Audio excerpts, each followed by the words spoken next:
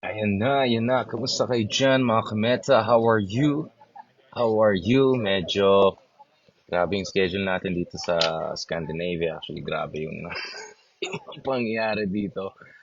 Parang mahirap magsalita. Katabi ata natin yung mga taga dito. Hindi, medyo nag-travel tayo kahapon and ang dami mga plot twists na nangyari. Unang-una, itong sasabihin ko I'm 100% sure na ang worst airlines ay Norwegian Airlines. Sobrang pangit nung experience natin dyan kasi kahapon dun sa Copenhagen. Una-una, ah una-una, yung sa Norwegian Airlines, dun pa lang sa pag-check-in, ayaw nila sabihin kung meron na parang storage facility doon sa baggage. Hindi ko alam kung dahil hindi sila marunong mag-Ingles or dahil gusto nila na mag-check-in kayo magbayad kasi ang sa laki mga 6-7,000 binayaran ko para lang sa baggage na yan. And then sinabi nung airport na 10 minutes maximum yung security, umabot ng 35 minutes. Next thing I know, pagdating dun sa eroplano, yung eroplano umalis pa bago pa nung schedule nila. At 20 minutes, parang ganito, parang 3:10, walang ya. 3:10 yung boarding, 3:20 pa lang, sarado na. And then yung mga bags ng mga hindi maabot katulad natin, tinapon na doon. I mean like, grabe.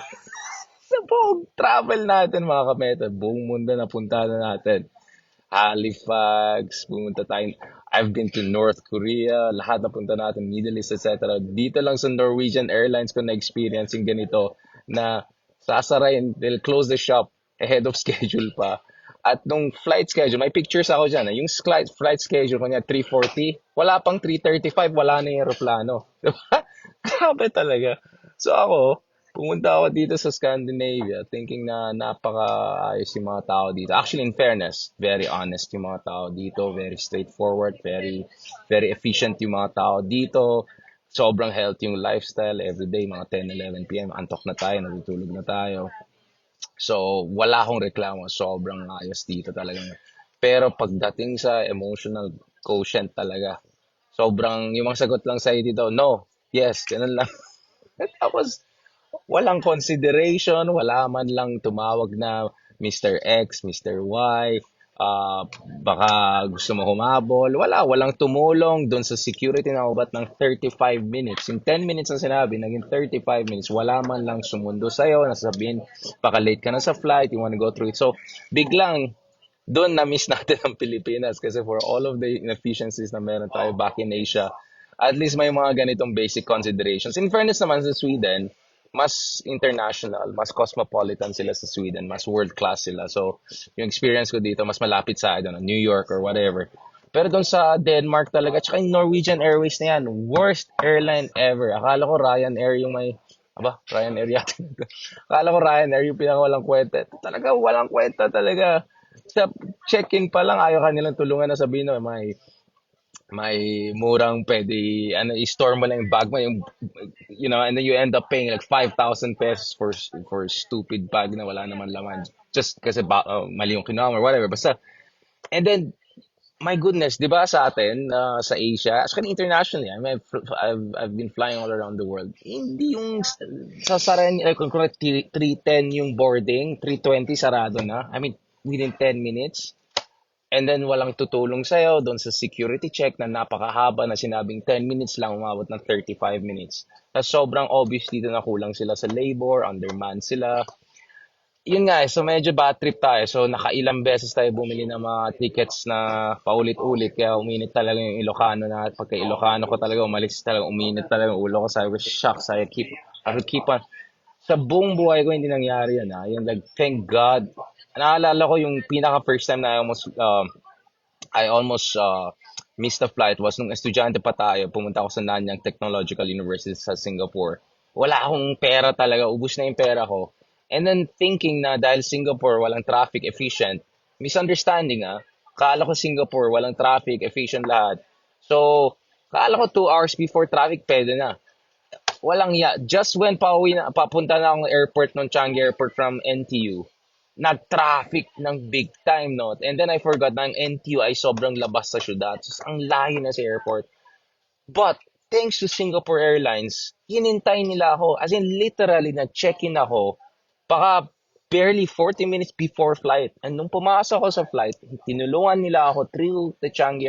18 years old na ako. Ang tagal pa nun. I mean, bata pa ako. Pero uh, wala akong pera na eh. Kasi I was so worried na if I miss this flight, I don't know how to survive. Diba? Hindi ko na alam na paano ako mag-afford ng hotel. So talagang sobrang thankful ako sa Singapore Airlines noon na hinintay nila ako. Nakita na nila sa mukha ko na wala nang kulay eh.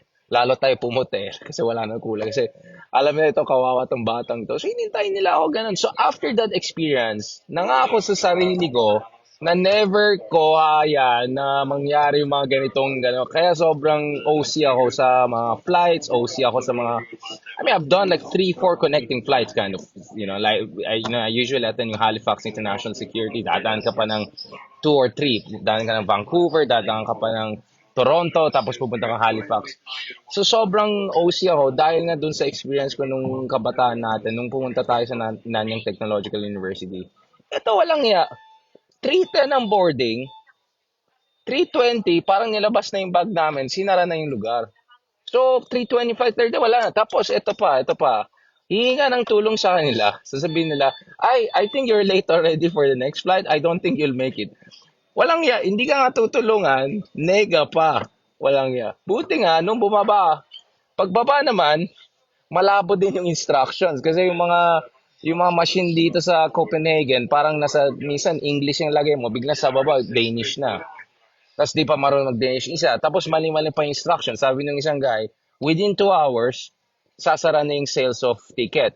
Pagpunta mo, tapos itong Norwegian Airlines na walang yan, wala man lang silang ticket booth. Wala silang ticket booth ha. So bahala ka sa buhay mo. Sa kaya tingin ko scammer yung mga gagong yan eh. Kasi parang wala silang pake na ma-miss mo yung flight nila. Kasi every hour so parang may flight sila. So bahala ka na mag-rebook. So sabi ko, ayoko ng Norwegian Airlines. No way, ayoko na. So, kumuha ako ng ibang airlines. In fairness sa mga airlines na yan, the next hour, kumuha ako ng flight. At sabi ng babae sa baba, actually pwede. Within an hour, okay lang at kaya mo yan. So, nung second time na umakyat ako, yun, pasok na, ready na, everything okay, smooth na no. So, nagpapasalamat tayo. Kaya nakarating pa rin tayo dun sa destination na gusto natin. Pero grabe yung sobrang ano sila dito. Sa sobrang efficient nila, halos wala ng EQ yung iba. Parang tapos, scam yung ginawa nila. Yung imaginein mo, yung aeroplano umalis ahead of schedule. 3:10 yung boarding, 3:20 pinalabas yung bag mo. Talagang, sabi ko, scammer to mga to. Tapos wala silang ticket booth, walang tutulong sa'yo, walang tatawag sa'yo, ang haba nung pila, 35 minutes. I know, 250 pa lang, nasa pila na ako ng security. 3:20 na lang. Tapos tinakbuhan ko ng big time yun. Sobrang tinakbuhan ko. Wala, sinarahan na. Sorry. Tapos nega pa. Hindi ka nila tutulungan. Anyway, parang biglang na-miss ko ang Pilipinas. Kasi at least sa Pilipinas, konting Karen mo lang, ay sir, tutulungan na nila ganun. Pero sa atin, dito, wala talaga. No. As in, ang dami ko mga experiences dito. Yung isa, yung asawa niya, gusto niya po hospital, tapos medyo na late ng 10 minutes. Is it okay, we'll wait? Tapos sabihin ng nurse, no. Is there any chance today? No. Ganun lang sila sumagot. As in, wala man lang. No, sir. Let me check, sir. Wala silang service culture talaga. Efficient sila. Sobrang linis, sobrang mabait. Pero, pagdating sa ibang bagay, wala talagang room for error. So, ito talaga mga kameta. Itong advice ko sa inyo. Pag pumunta kayo dito sa Scandinavia, especially mga Denmark, ganun. At please don't take Norwegian Airlines. Napaka walang kwentang airlines yan. I've done any airlines you can imagine. I've done South China Airlines sa tingin ko napakawalang kwenta. I've done United Airlines. I've done North Korea. Ano yung airlines ko pumunta sa North? I've done it all. I've done all of the Middle Eastern Airlines, Turkish, Emirates, Qatar, ganun. Nanggawa ko ng lahat. Ito talaga walang iya talaga tong Norwegian Airlines na to. Akala ko ba naman dahil Norway, Akala ko pa naman dahil Norway, ang world class, first class, wala, scammer talaga mga walang yan. Wala, talagang papaya ako sila sa Twitter mamaya. Anyway, speaking of Twitter kanina, kasi kanina nag-post tayo ng something about you know who, na sa tingin ko dapat mag-resign na sa DFA. Itong appointee na to ay isang tao na hindi naman pumunta sa DFA dahil sa kakayahan niya. Hindi ko alam ba't siya nandun pa rin. Pa-special envoy pang nalaman. Ay nako. Yung mga ganyan type na nagpapa-relevant lang dahil sa mga puerile and and incendiary rhetoric. Why these people should have no place in our Department of Foreign Affairs. Our DFA is fantastic. Pasalamat din ako dun sa ating embahada sa Netherlands. Nagpapasalamat ako dun sa ambassador natin sa Netherlands kasi may mga inaayos tayong paper for other trips.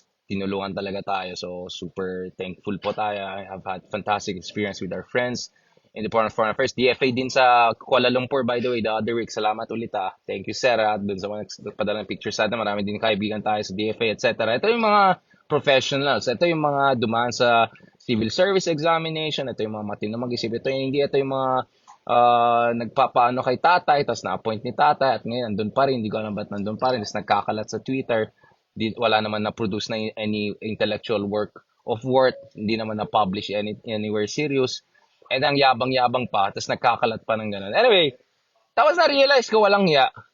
Walang ya. Ito clue junior din yan. Junior din yan, pero mabait kasing si BBM So, hindi yan si BBM. Ito yung junior na hindi mabait. Alright? Ito yung junior na overrated. Magaling yung tatay niya in fairness. Mas magaling tatay na tong junior na to kaysa yung junior na presidente natin. Tama na. Hindi na ako magsalita. Tama na yung mga blind items natin. Baka Norwegian Airlines tayo niyan. Patay talaga Norwegian Airlines. Hanapin ko sila, itatag ko sila, itotroll ko sila forever. You don't leave me, okay? You don't leave me, okay? I leave you. You don't leave me. Gagaling ko sila. You don't leave me. I leave you. Gagaling ko yung Norwegian Air, patay sila sa akin. Walang ya. Kaya, ay nako, talagang bumaba yung ano ko, temperature ko, tumaas yung blood pressure ko sa etong nangyari sa atin. Anyway, speaking of which, I don't want to miss the next one. Kasi grabe schedule natin dito mga kameta, back to back to back. Nakadalawang cancellation ako kahapon pa lang. Yung isa 9 AM, hindi ko naabutan kasi may ayusin tayong paper. Salamat ako sa embahada natin sa Denmark. Sa iba yan, kasi sa ibang destination yan. And then yung next naman 3 na Norway tayo. So hinabol ko pa yung isa ng 5 PM. So, salamat, nakarating naman tayo sa destination natin. Pero on the move again. So, maraming salamat. Now, speaking of the Philippines, hindi yan si Boy Abunda. Pero malapit doon sa ni Tito Boy Abunda.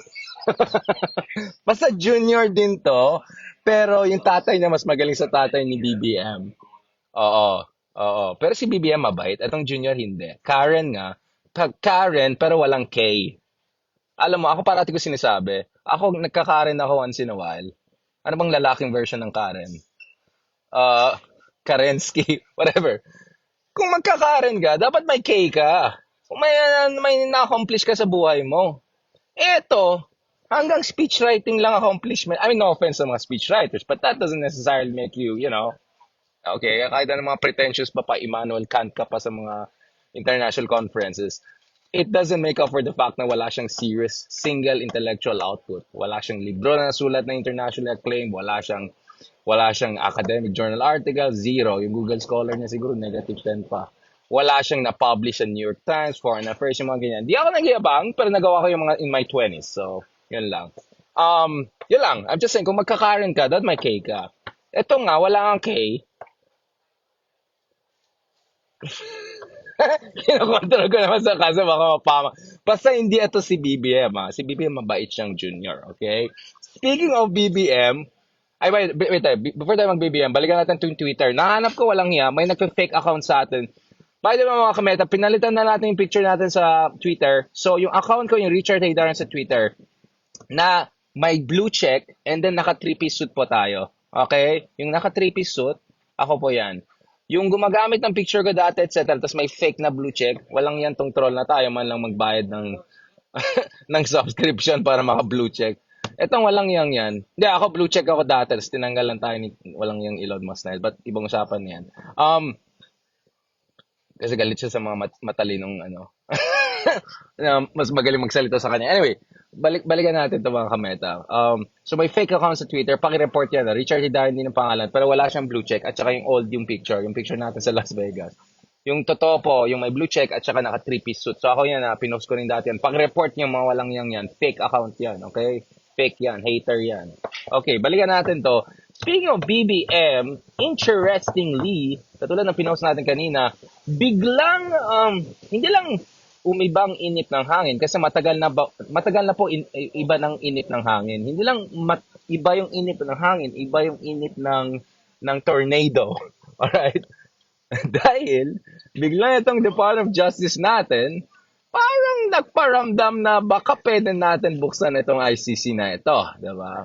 So, si tatay, nagwawala na naman ng isang araw. O, tingnan mo, kahit stress na stress ako dito sa walang yang Norwegian Airlines, whatever, worst airlines na yan. May time pa rin tayo mag-update sa Pilipinas. Ito. Walang yang mga to. Ito wala na yung train of thought ko tuloy. Sa sobrang galit ko sa kanila na wala yung train of thought ko. Anyway, etong tatay, nagwawala. May sinasabi na naman siya, yung anak ko, bakit yung ginaganyan, ganyan. Tuloy. Yan kasi, di kasi nila na-gets na hindi na sila, ano na lang sila ngayon. The fact na yung show niya nasa isang channel na mukhang banned pa rin sa YouTube or all, that tells you na wala talaga, irrelevant na sila. Hindi naman irrelevant, may konti pa naman. Pero, so, tama niyan, mag-move on na tayo kay, hindi yan si Tito Boy, pero medyo malapit yung pangalan, hindi doon sa Tito. Oo. Junior din yan. So, konti na lang, ma-spell out na natin. Tag ba natin? Mga kameta, itag ba natin? Medyo, mamaya. Okay, anyways, mga kamets, interesting ito nangyari sa ICC na to. Kasi parati ko sinasabi, ICC is the ultimate leash of the real powers today. Because kung mairita sila, ang sasabihin lang nila, oh, ICC, we're more than happy to improve human rights in the Philippines. We love you. At ikaw, ganito look at it. Kung napipikon ka na dyan kay tatay, tapos yung mga kaibigan mong Western country sinasabi na, oh naman, doon naman, parang junior, hindi yung isang junior na, parang junior, baka naman, pwede naman konting, naman dyan, pakitang gilas para naman masabi natin na may human rights improvement sa Pilipinas para tuloy-tuloy yung suporta namin sa'yo sa security, geopolitics, pero konting pitik mo, lalo yung mga Makapili 2.0 Club, yung mga ganon, di ba sa win-win, tapos sabi ni isang junior, ito yung mabait na junior, hindi yung isang junior na Karen without K. Sige, I'll talk to my, ganito, ganyan. Di ba, perfect yun win-win situation yan. So yung mga Western allies, sila Biden, Europe, sabi niya, see, in the Philippines, they're now open to international investigation of human rights, blah, blah, blah. And sabi ni, tapos at the same time, sino ulit nagreklamo dyan? Baka naman, kailangan ng reminders, who's in charge.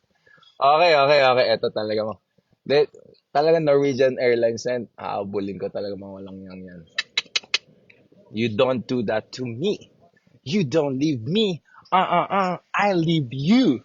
Dapat ganon.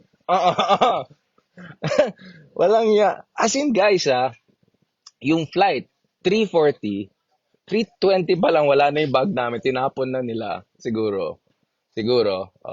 Tapos, pag 341, kahit yung exhaust ng kanyang, yung ethereal presence afterglow niya, wala. As in, parang there was never a plane in that area. Kahit toxicity test ka, wala na yung aeroplano. So, sobrang, in my entire life, I've never seen a plane leave ahead of schedule. And then, totally walang consideration. Tapos, yung iniwan nilang walang kwentang tao doon sa, yung mga tao lang nandyan, isa na nga lang tao nila. Tapos, sabi niya, oh, sir, there is another flight, but I don't think you'll make it. Like, wow. Parang, thank you Wala ka nga tulong, nega ka pa. I mean, oh my God, sabi ko ganun.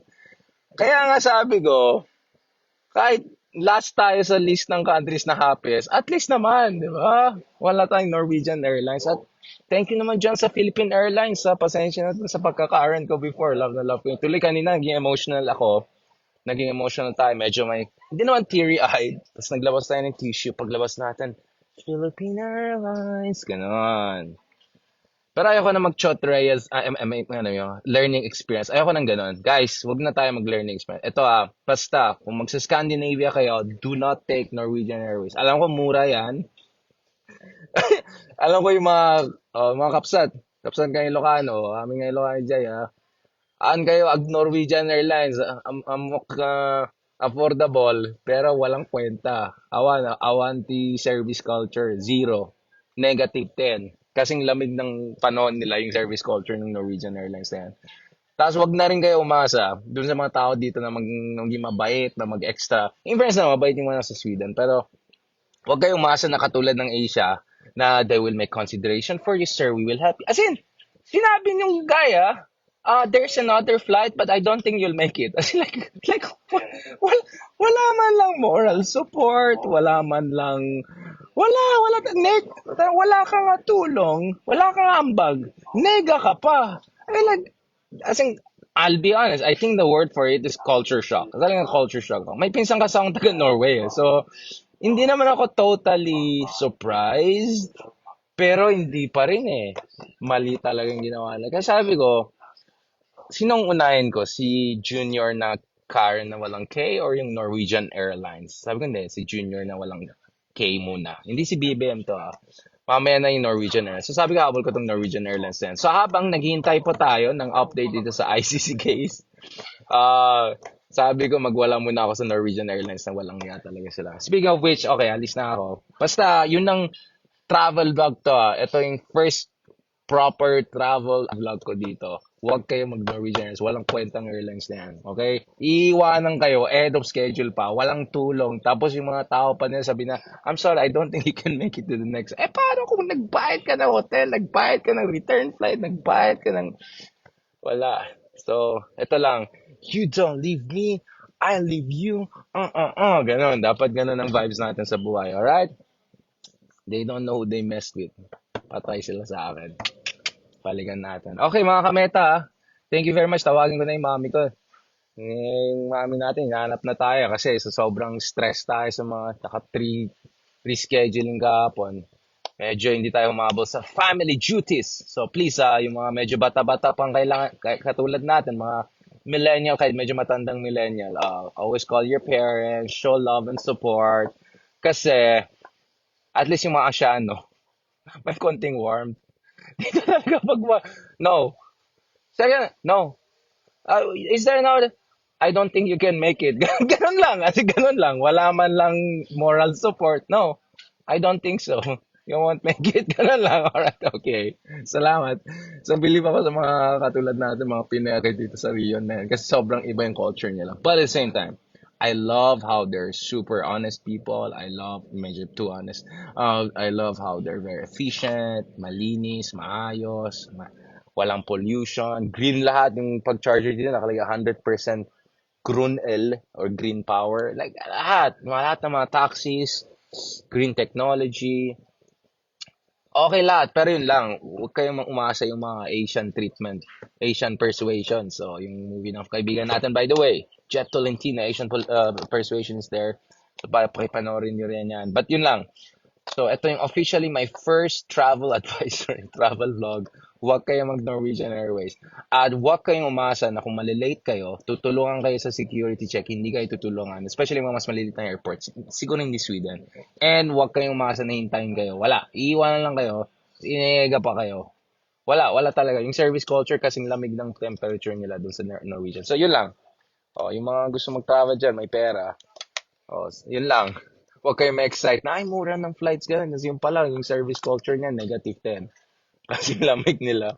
On that note, please, huwag niyo naman itag si Junior. Baka maling Junior itag natin, ha. Basta, hindi Tito Boy, pero may similarity. At Junior po, yung itong taong na to. Pero yung tatay niya mas magaling sa tatay ni BPN. Yan na lang sasabihin ko, alright? On that note, thank you very much. Huwag tayo marupok. Malapit na po yung ICC. Medyo maganda yung inip ng hindi hangin, tornado, papunta sa tamang direction. At sana yung mga nagpapanggap na magaling, na nagpapadiplomat dyan, sana umayos-ayos na sila. Alright? On that note, thank you very much. God bless and talk to you soon. Si R&R, nagme-message si Ronald sa akin everyday. Sorry, wala akong time ngayon kasi marami akong kaaway na Norwegian Airlines. So, mamaya, pero habol natin si R&R soon. Alright? On that note, thank you very much. God bless. And please report, yung Richard dahil na walang blue check yan, yung hindi naka 3-piece suit, yung old picture ka na isa, Fake yan paki-report yan. And huwag kayong mag-Norwegian Airlines, please. And huwag kayong malate. At kung malate kayo, walang tutulong sa inyo. Bahala kayo sa buhay nyo. Ganun lang simple lang yan. Simple lang kalakaran. You don't leave me, I leave you. Yung ganon. Alright? On that note,